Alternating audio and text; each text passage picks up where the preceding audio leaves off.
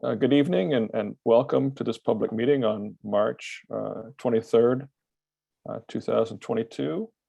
We have two items on our agenda tonight. My name is Matthew Bulmer. I'm a councillor on the Township of Puslinch, and I'm sitting in tonight for the mayor who is not feeling well tonight. He tested positive for COVID yesterday, so he's lying low and trying to keep his strength up. Just before we get going, I do a quick roll call so members of council and staff, township staff and county staff can identify themselves. We'll start with Councillor Goida, please. I'm present. Oh, next. Councillor Sapoulis, I'm present. I guess I should call out the name. I'm sorry, Councillor Bailey. I'm present. Thank you. CAO Schwindinger. Present. And Madam Clerk. Courtney. Thank you. Thank you. And planner from the County of Wellington, Zach Prince. Present as well. And County of Wellington planner, Megan Ferris. Present. Now, did I miss anybody? Is anybody else here from the township? Yes, Mr. Chair. We also have our deputy clerk, Mr. Bunn. Thank you. Mr. Bunn? I'm present as well. Excellent. Okay. Sorry I missed you there. We have some important official information that the clerk is going to help us with this evening. This is important for the members of the public to understand the process that we're in and the importance of this public meeting. So, Madam Clerk, if you could read that for me, please. Certainly. The purpose of this public meeting is to inform and provide the public with the opportunity to ask questions or to express views with respect to the development proposals. The councillors are here to observe and listen to your comments. However, they will not make any decisions this evening. The township requests that you please notify by email planning@puslinch.ca or by phone at 519-763-1226 extension 4 if you wish to be on record and would like to be notified of future hearings and decisions regarding these applications. Please note that the meeting is video and audio recorded, and all electronic meetings are uploaded to the municipality's YouTube page. By registering to participate in the meeting by electronic means, you are consenting to have your likeness and comments recorded and posted on YouTube. I'm informing you that when council makes a decision, should you disagree with that decision, the Planning Act provides you with an opportunity to appeal this application to the Ontario Land Tribunal for a hearing. Please note that if a person or public body does not make oral submissions at a public meeting or written submissions to the Township of Puslinch before the decision is made, the person or public body is not entitled to appeal the decision of the Township of Puslinch to the Ontario Land Tribunal. In addition, if a person or public body does not make an oral submission at a public meeting or make written comments to the Township of Puslinch before the decision is made, the person or public body may not be added as a party to the hearing of an appeal before the Ontario Land Tribunal unless, in the opinion of the board, there are reasonable grounds to do so. You may wish to talk to the township staff regarding further information on the appeal process. The Planning Act requires, sorry, I just had one little bit more. The Planning Act requires that at least one public meeting be held for each development proposal. Excellent. Thank you very much, Madam Clerk. As you can see, there's some importance to this meeting. The focus is on the public. It's not about members of council tonight. It's about the public and their interest. And so the format for this evening will be as follows. I will open up the floor to the presenters to present the information regarding their application. We'll then we'll go to the public for them to make any comments or ask any questions, express their views. We'd ask that they try to limit anything about 10 minutes. So if we have a number of people that want to speak, everybody gets a chance to speak. We'll then go to council for any questions or clarifications. And then just in case some of the comments that council makes raise any more questions in the public's mind, I'll go back to the public one last time just to see if there's any follow-up questions from the public, because I want to make sure we get them on record. So without further ado, I think we'll move to the first item on the agenda. Madam Clerk, if you could read the details of item number 1 for this evening, please. Certainly. The first application is made by James and Sharon Hutton. It's for a rezoning application. File number is D14/HUT. And the purpose of it is to amend the Township of Puslinch Comprehensive Zoning Bylaw 23-2018 from agricultural A zone and natural environment and E zone to 1, a site-specific agricultural to permit 1 86-meter square home business office within a detached structure, and 2, site-specific natural environment NE to permit an existing detached accessory structure to be converted to a 206-meter square detached additional dwelling unit, also known as an ADU. Super, thank you. Would you be able to bring the applicant's agent or the applicant into the meeting then, Madam Clerk? Yes, certainly. We have Matthew Robson as the agent, and I'll just bring him over now. Thank you very much.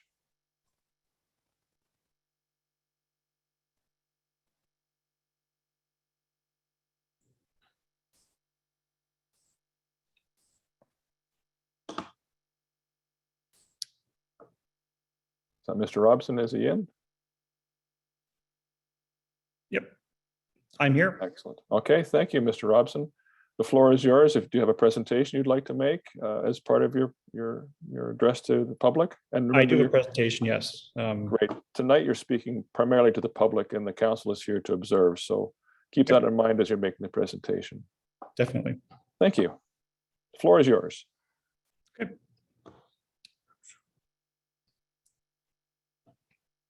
So yes, here's the presentation. My name is Matthew Robson. I'm here on behalf of James and Sharon Hutton with respect to the property in question.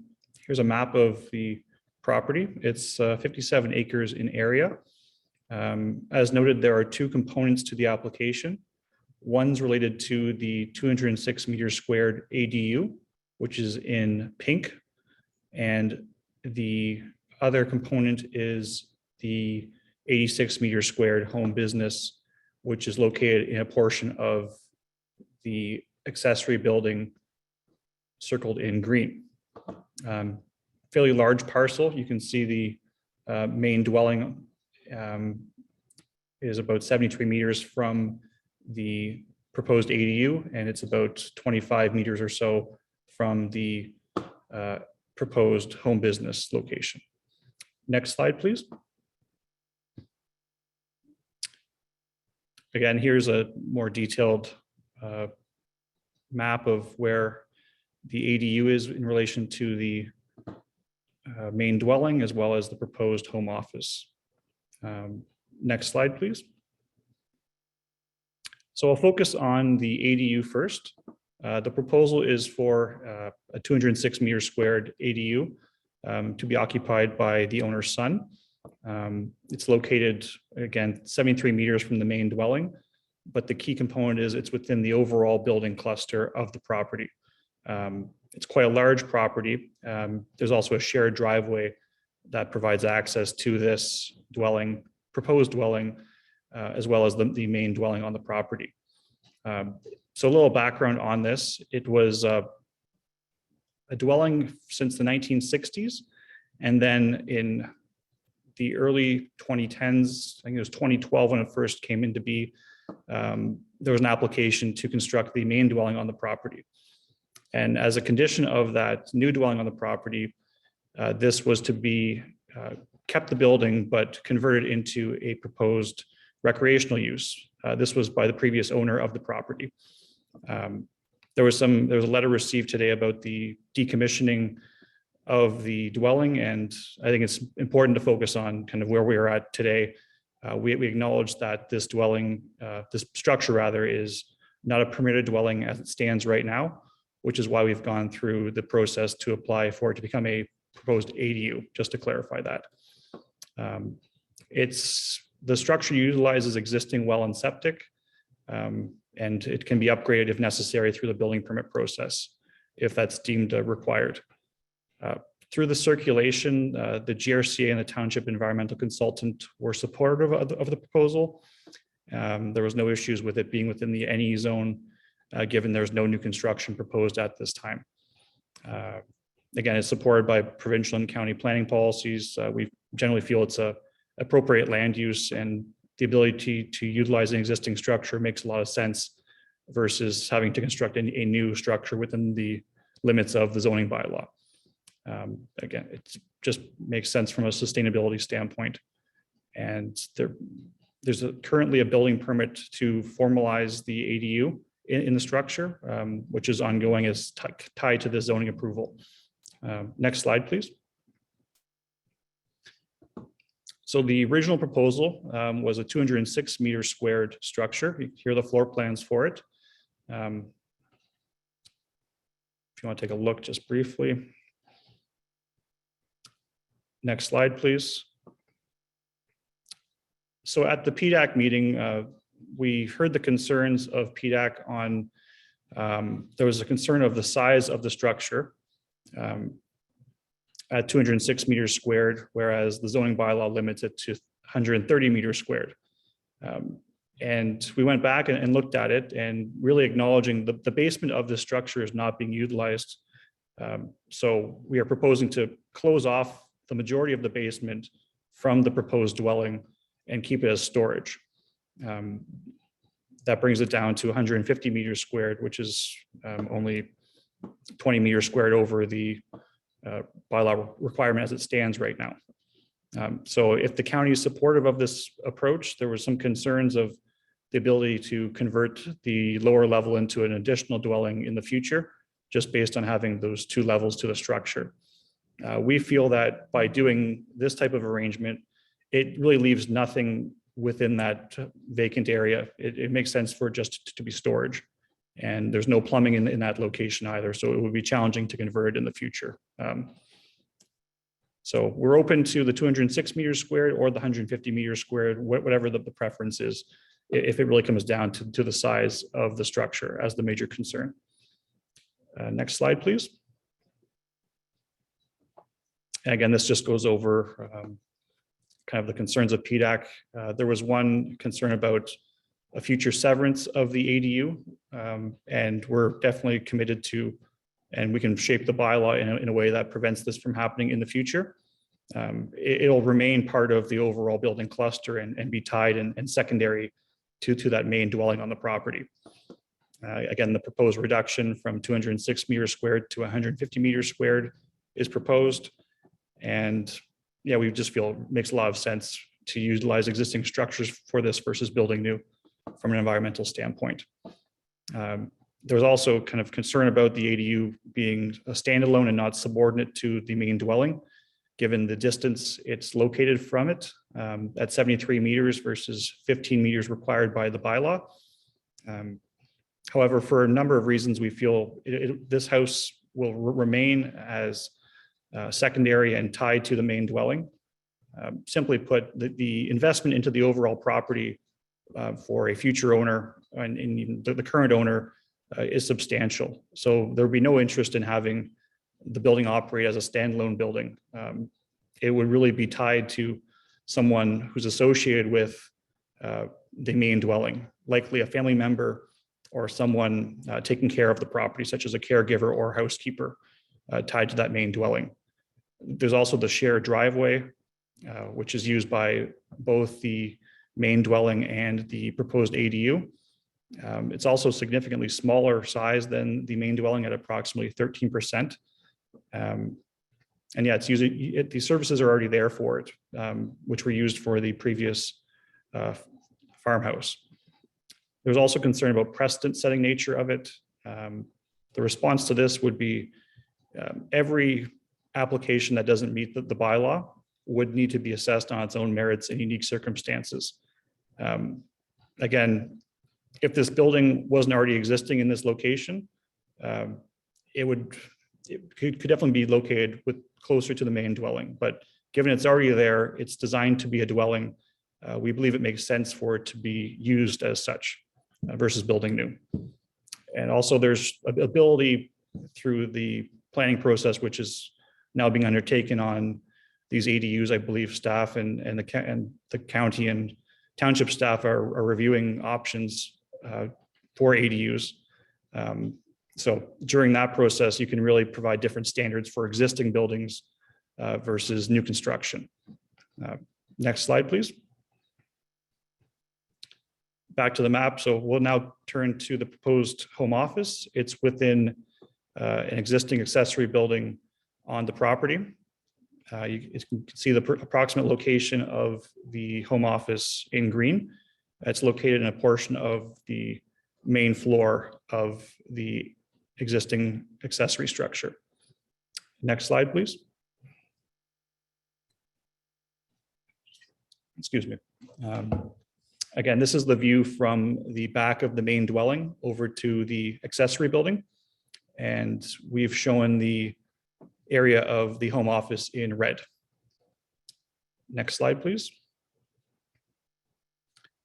So it's a 85.8 meters squared home office is being proposed. It's separated from the remainder of the upper floor of the structure by a wall and door. They're really requiring this extra space because it's going to be a maximum of 3 employees who reside on the property, being the family members of the owners who will be working here.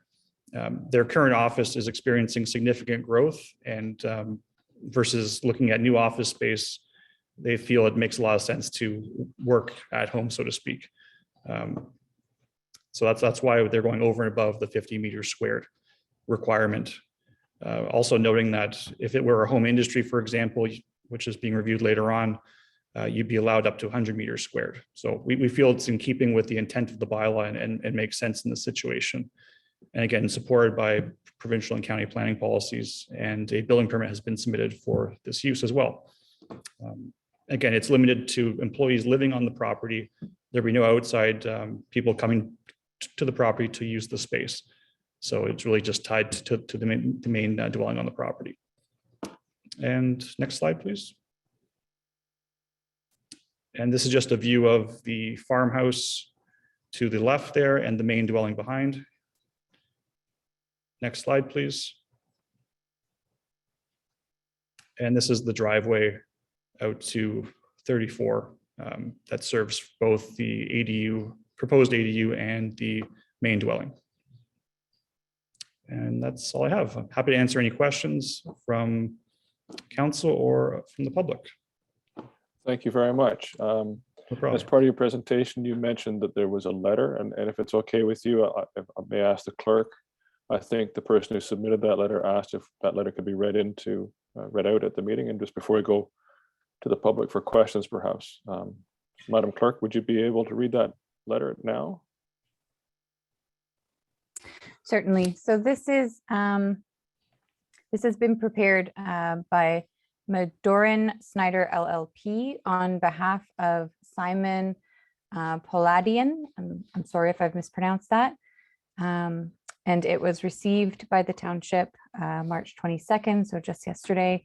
And it's regarding this application. And yes, they did request that it be read out at the public meeting. So the letter states, we are the solicitors for Simon Poladian, and this letter is meant to serve as a statement of fact for the above meeting and is neither in opposition or support of the proposed amendments to the bylaw. Simon Poladian was the previous owner of the property in question, municipal address 6547 Wellington Road 34, who had sold the property as is in 2014 to James Hutton. When the property was sold as is, dwelling number 1 and dwelling number 3 were completely empty and not habitable. Any renovations or changes made after the sale in 2014 were not made by Mr. Poladian.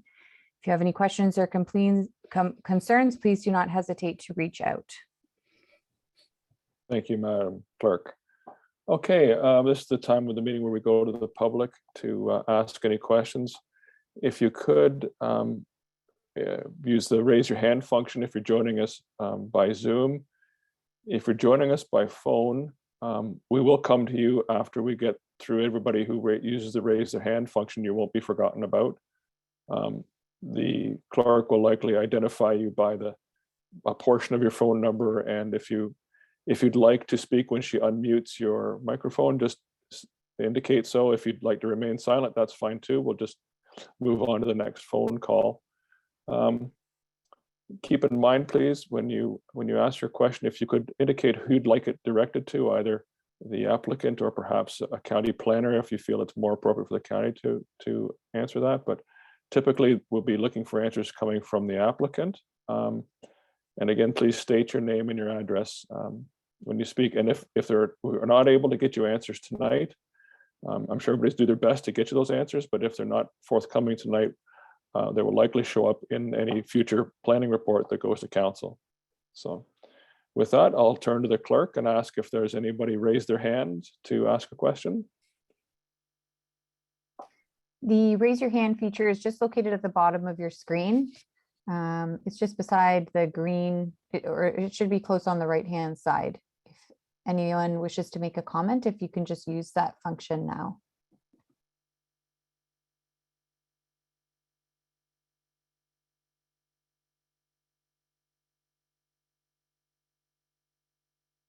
Mr. Chair, I don't see any hands being raised, and I also don't see any phone numbers calling in. Okay. Well, we can go back to the public after. Well, maybe we'll go to the council. Then Councillor Goyda, do you have any questions regarding this application? No, I do not. Thank you. Councillor Sapoulis No, I do not. and Councillor Bailey, any questions of the applicant? No, I do not. Thank you. Okay, thank you. Well, thank you very much, Mr. Robson. I'm just going to go to the public one more time. Madam Clerk, are there any raise your hands raised? I don't see anyone's hands raised. Okay, well, again, thank you, Mr. Robson, for your presentation.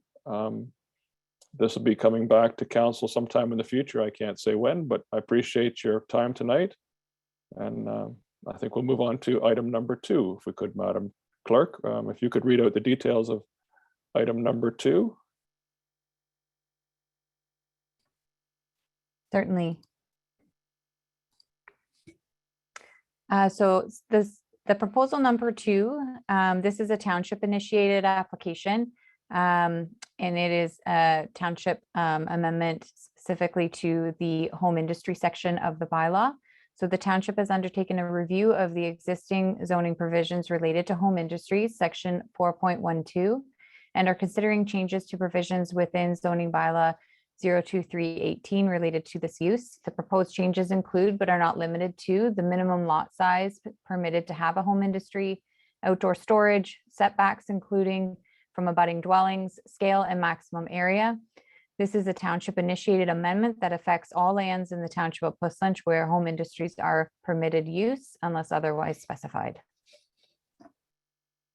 Excellent, thank you very much. And I believe we have Mr. Zach Prince, planner with the County of Wellington, to provide us with a presentation. Could you move him into the meeting, please, Madam Clerk? Yes, Mr. Prince is here, and Zach, if you'd prefer to have the PowerPoint up on your screen, or I can share it, whichever is better for you. Sure. Thank you, Mr. Chair. Thank you, Courtney. I'll just share my screen if that's okay.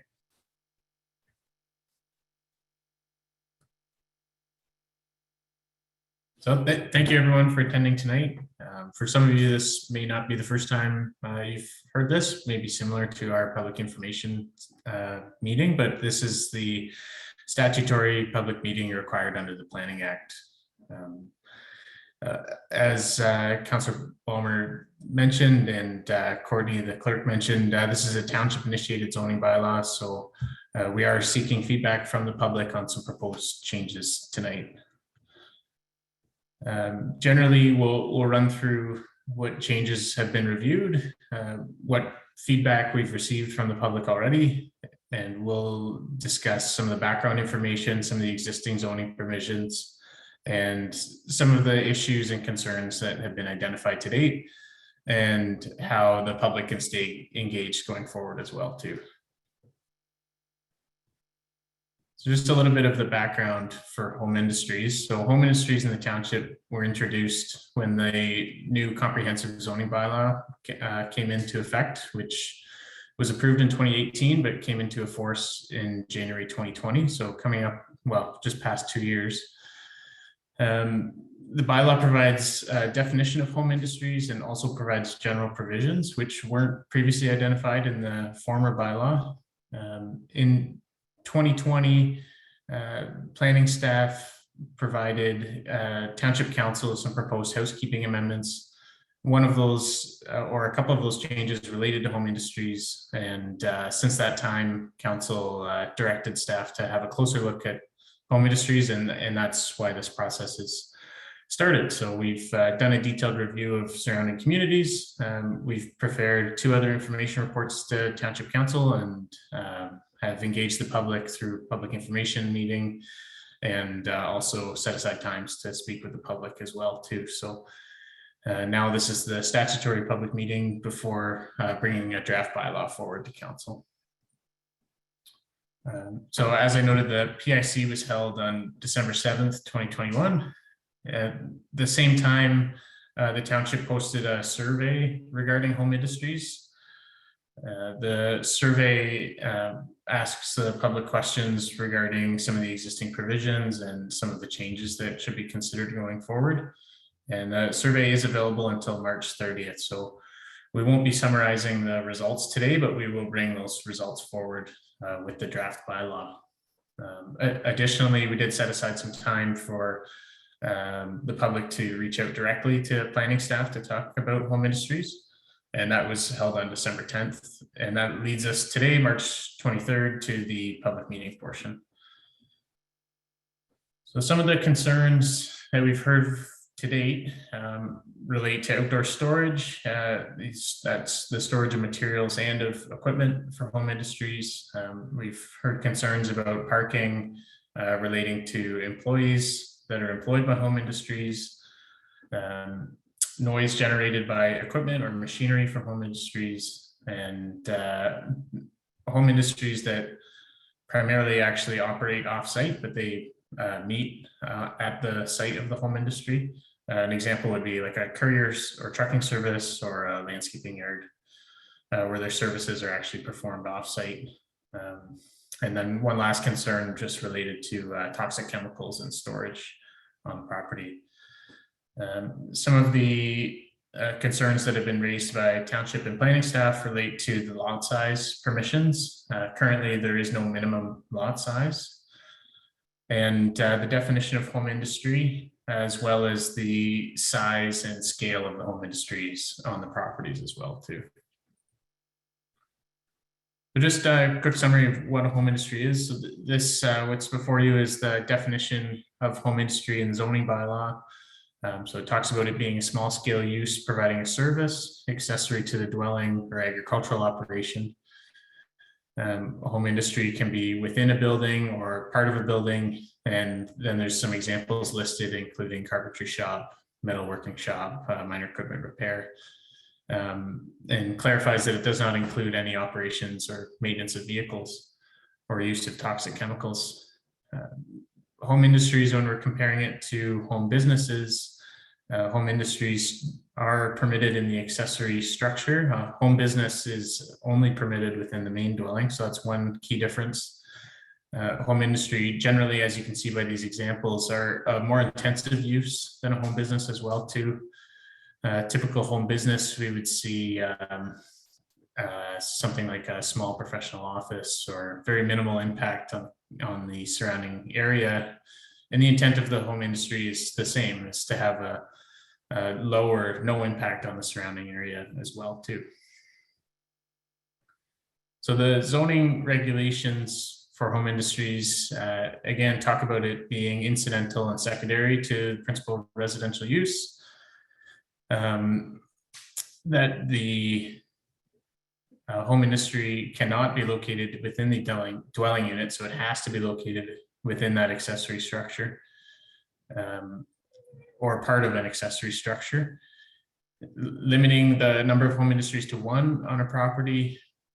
There's a note there about it not creating a public nuisance. Additionally, only 2 employees are permitted that can be employed outside of the people who reside on the property for home industries.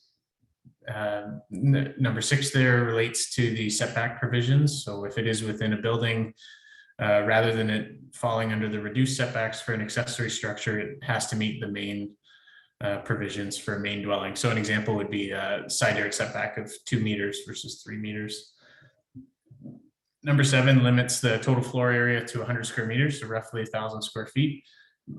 And it just provides, following that, provides a list of prohibited uses, so including a restaurant, animal clinic, warehousing, sale and storage of vehicles, etc. So planning staff have also prepared some proposed changes based on what we've looked at for other communities in the surrounding area and what we've heard from the public to date. So one of the proposed changes, starting with the definition of home industry, is to actually clarify that the home industry has to be located entirely within an accessory building.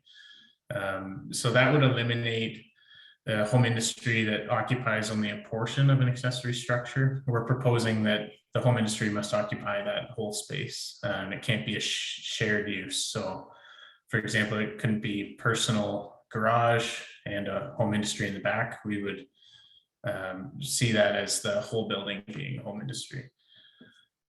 The next proposed change is to clarify that the home industries are subject to the yard provisions or the main provisions. So the second point there really is just a clarification of what's already permitted in the bylaw. So we're really not adding anything new there, it's just a clarity.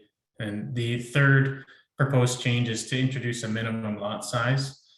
And the minimum lot size that we're recommending at this time is 1 hectare, which is approximately 2.5 acres. And the reason for that is the zoning bylaw has a threshold for accessory buildings from 0 to 1 hectare, and then from 1 hectare to 4 hectares and 4 hectares and beyond. So our opinion is that the minimum lot size of 1 hectare aligns with those accessory structures and aligns with some of the surrounding municipalities as well too, their permissions. So the next proposed change relates to introducing a setback requirement for the home industry to dwellings and vacant lots. At this time, we're proposing a 30-meter setback, so approximately 98 feet from a offsite dwelling, or when there is no dwelling, the vacant lot itself. Again, this is something that the surrounding municipalities have introduced as well. 100 feet is approximately the average or the most consistent that we've seen. Some have larger setbacks, some have smaller setbacks, but 30 meters is what we thought kind of fit in the middle. Clarifying the vehicle requirements. So if there is a vehicle that is employed by the home industry, for example, or a work truck, clarifying that that vehicle would actually be permitted on the property is something we would propose as well too. And the third item there about the requirement of the home industry being in a separate building, that kind of ties back to that first point I was mentioning with the definition. So clarity that the home industry has to be the sole use of a building or a structure. And then the last proposed change is adding 2 new prohibited uses and clarifying the types of vehicles that are prohibited, but the prohibited uses would be outdoor storage and kennels. Kennels fall under their own separate provisions, and for clarity, we've added that as a prohibited use as well too, as well as outdoor storage. At this time, we're proposing it as a prohibited use.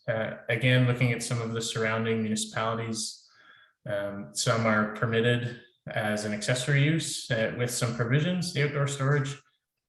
Some are not prohibited at all, and some have no provisions as well too. But regardless, we feel that outdoor storage should be addressed in some manner, and at this time we're adding it as a prohibited use. So all of these proposed changes are just an introduction to some of the changes that we're discussing at this time. This is not necessarily the changes that will happen when we go forward with the draft zoning bylaw for council's review, but we did want to bring something forward for some of staff's recommendations at this time, because we have done quite a bit of consultation and research to date.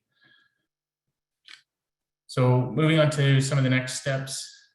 As I mentioned, we'll gather feedback today from the public and from council The survey, again, we'll reiterate, is available on the township's website until March 30th, and we'll review the summary of the survey results in the final recommendation report.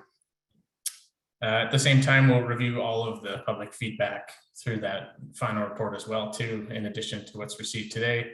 And we'll try to address any outstanding items and adjust the provisions where needed as well, too. And finally, present the recommendation report and draft bylaw for council's consideration. So that concludes my presentation. There's a lot to in there for sure, and we've heard a lot from the public to date. But I'm happy to answer any questions that council or the public may have as well, too. Thank you very much, Mr. Prince. Good presentation. So once again, this is an opportunity for the public to ask any questions of the presenter. Again, if you could use the raise your hand function, if you're joining us by Zoom, that'd be great. And when you're moved into the meeting, if you could please state your name and your address for the record, that'd be very helpful. And if the presenters are unable to give an answer today, again, I'm sure those answers will be contained in subsequent reports to council when this matter comes forward in the future. So Madam Clerk, do we have anybody who's raised their hand just to ask a question or make a comment? Mr. Chair, I don't see any hands raised right now. But again, that button is just at the bottom of your screen. We have one hand being raised now. Just unmute. Excellent. So if you could please state your name and your address, that'd be great. Thank you. It's Mark Reed calling in. I'm actually calling for the Wellington Federation of Agriculture. Thank you. As the representative. We had sent a letter as well, so hopefully that was received. So our question and major concern really is just around, we'd like to see some language where it's going to, what's the right word? Identify that this has the home industries and home businesses are not and should not in any way prohibit agricultural related uses as they're defined by OMAFRA or on-farm diversified uses. Thank you. Is there a question there or just a comment for the record? What comment for the record? Question if Zach has looked at that or has seen that elsewhere. But yeah, that was our major question and ask, that we see something in there regarding that. Mr. Prince? Yep, through the chair. At this time, so the document you're referring to is the publication by the Ontario government, the permitted uses in the prime ag, that talks about on-farm diversified agriculture related. In our opinion, for the most part, these home industries would be considered on-farm diversified uses. Generally, the examples provided as a welding shop or a carpentry shop that would fall under similar for an on-farm diversified use. So in our mind, by allowing the home industries in the manner that we have, we're really not changing anything for a larger agricultural lot. We're really trying to address more concerns around smaller lots or residential lots, kind of when there's maybe a more concentration of residential uses. So we haven't introduced any language related to agricultural related or on-farm diversified uses. But that's because our opinion is that the home industry would mostly fall under that on-farm diversified use category. But so that's our concern. If it falls under that home, then it would fall under this rule. So if it's something's prohibited or the size of operation, or for example, your proposed accessory building must be 100% that use. Well, if a farmer has a welding shop for his equipment in their storage barn, a section of it, that's going to now be prohibited, which should not be, because an on-farm diversified use is protected by OMAFRA, or supposed to be.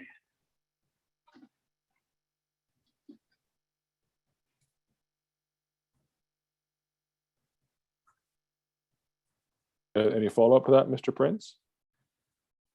Through the chair, I understand your concern, Mr. Reed, and I think that's a good point to clarify as well too.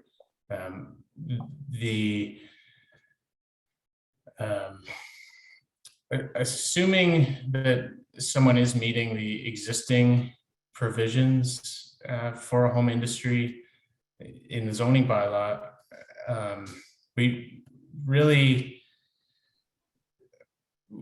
we can look at how this interacts more so with an agricultural property. Again, we've been looking at it more so in the agricultural area on a residential type lot. So I do understand your concern. That's something that we'll have to discuss a little bit further. Thank you. And I'm not, maybe Megan, if you want to add anything to that as well too. Thanks, Zach. So through the chair. So Mr. Reed, I'm hearing though, like, so your concern is it in part of like, we boiled it down to some of the provisions and not necessarily the broad perspective that you may be speaking of. Are you in part concerned that maybe that it would be limited to just like one building as a versus like a portion of a barn? Is that kind of like the crux of the concern? That was just a specific example I could think of off the top of my head. Oh, okay. What our concern is from the Wellington Federation of Agriculture's point of view is this not conflicting with any currently allowed and protected use of farming operations that are going on. So that was just one I could pick out.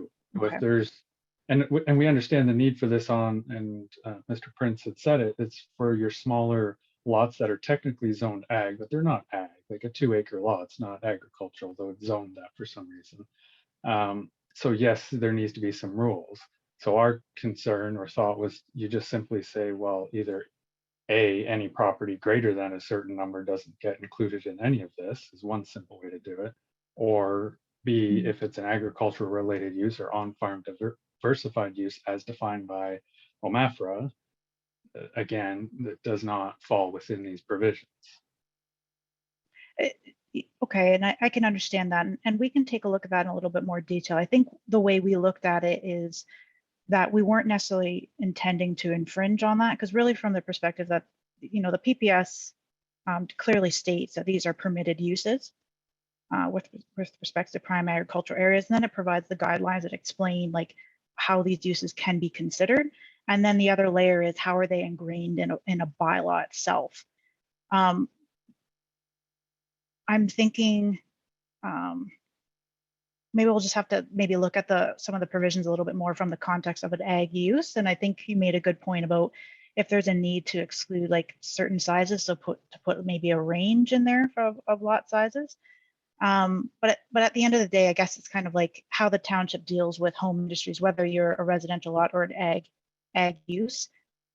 You're going to be limited to what the potential provisions might end up being. And I guess we would just have to make sure we're really crystal clear on whether we meet those guidelines, because the guidelines talk about if you're an on-farm diversified, clearly being on an actual agricultural operation, you're secondary to the use. So that comes into the scale of the actual operation, and making sure that it's, I want to say like limited impacts in terms of like surrounding uses. So I guess from our perspective, we wouldn't necessarily be offending those policies, but I can see where you're saying that perhaps it provides some restrictions that maybe impact one scenario, maybe indirectly, when we're kind of focusing more on potential areas where there's more conflicts.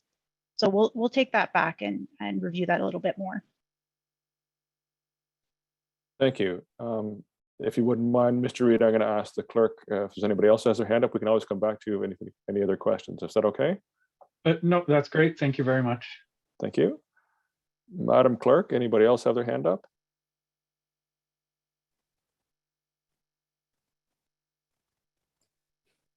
I don't see any hands being raised right now, but again, just as a reminder, that button is just at the bottom of your screen if you are looking to make a comment. Okay, and has Mr. Reed put his hand back up? We do have one other participant that's raised their hand, so we'll just unmute them now.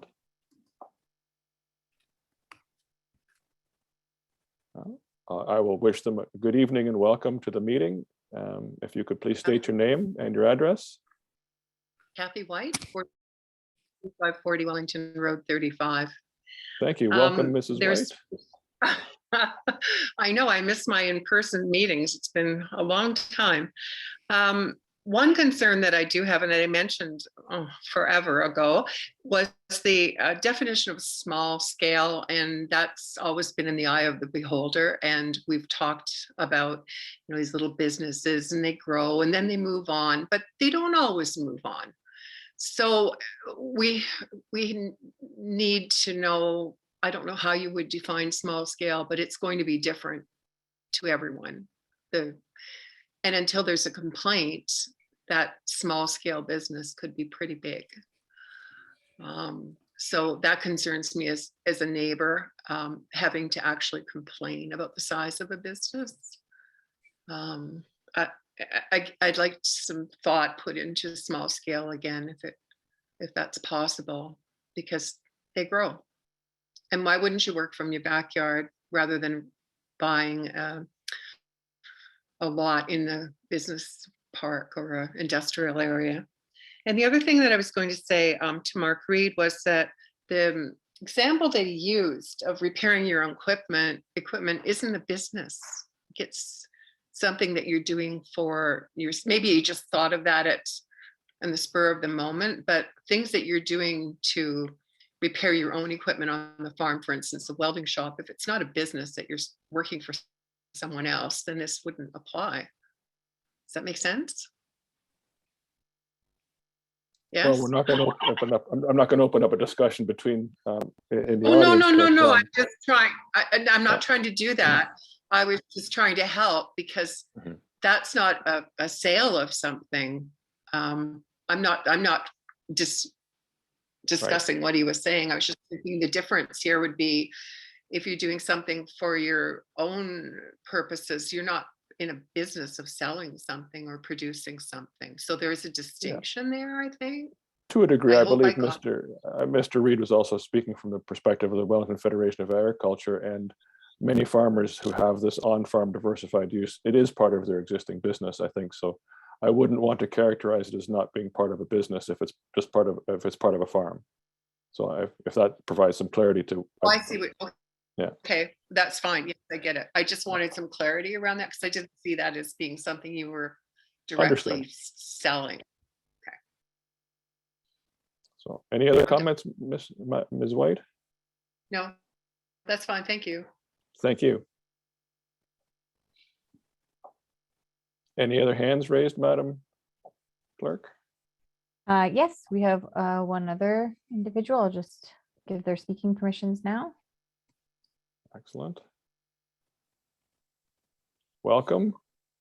When you unmuted, if you could please state your name and address.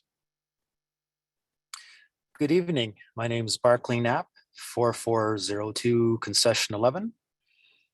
I did have a prepared statement, but we've lost power, so that's locked on my computer. It's that time of year.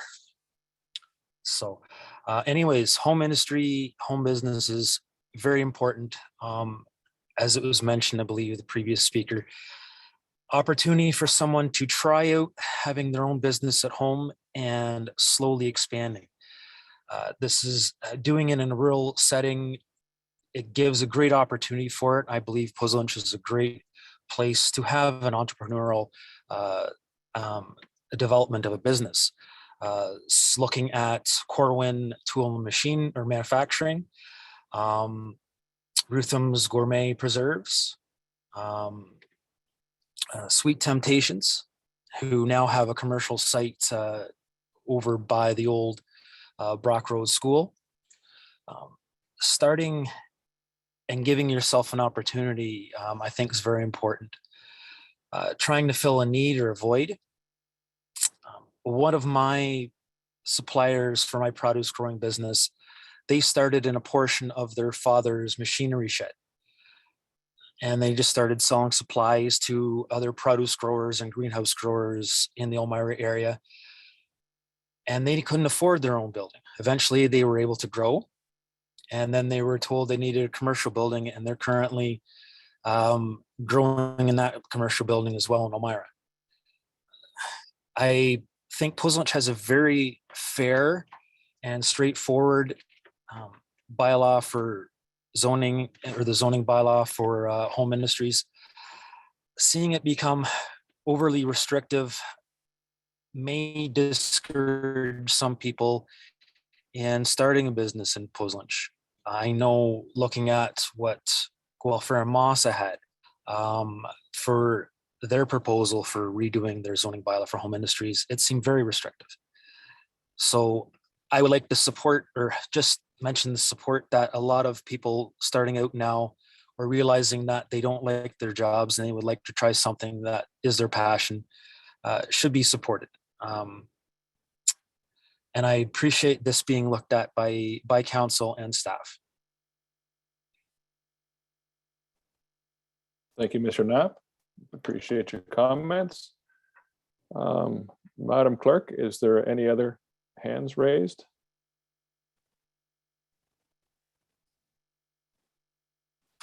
Don't see any hands raised right now. Okay, well, maybe we'll take this opportunity to go around the council table and see if any member of council have a question or comment. Councillor Goida.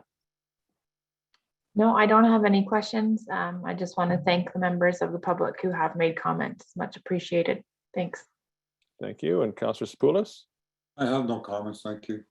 Thank you. And Councillor Bailey. I have no questions or comments. Thank you. Okay, and Mr. Prince, I thank you very much. Just before we wrap up with you, I'm going to go back to check with the clerk one more time to see if any hands have been raised in the interim we were away. Any hands raised? No, Mr. Chair, no hands. Okay, thank you. So, Mr. Prince, I'd like to thank you very much for your presentation. I think, as you've heard tonight, we've had a couple of comments that agricultural lands are employment lands, and an interest in keeping it that way, and also an interest in ensuring that those who choose to live in an agricultural area have some protection against unnecessary problems or noise or activity. So you certainly have your work cut out for you as you try to balance those two interests. So thank you for your presentation tonight, and we'll look forward to seeing what you come back with in the future. So just before we close this public meeting, I'm going to ask the clerk to read out a few very important legal closing statements to make sure the members of the public understand exactly the process going forward. So Madam Clerk, if you could read those very important comments for the public. Certainly. Council will take no action on the proposals tonight. Staff will be reporting at a later date with a recommendation for council's consideration. If you wish to receive further notification of this proposal, please email or call planning@pozlunch.ca or 519-763-1226 extension 4, or contact township staff during regular business hours. Only those persons who leave their names will be provided further notification. If you wish to speak to the proposal when it is brought before council in the future, you must register as a delegation with the township clerk prior to the meeting. Thank you. And with that, I will thank all of you for attending this evening and declare this meeting closed. Good night.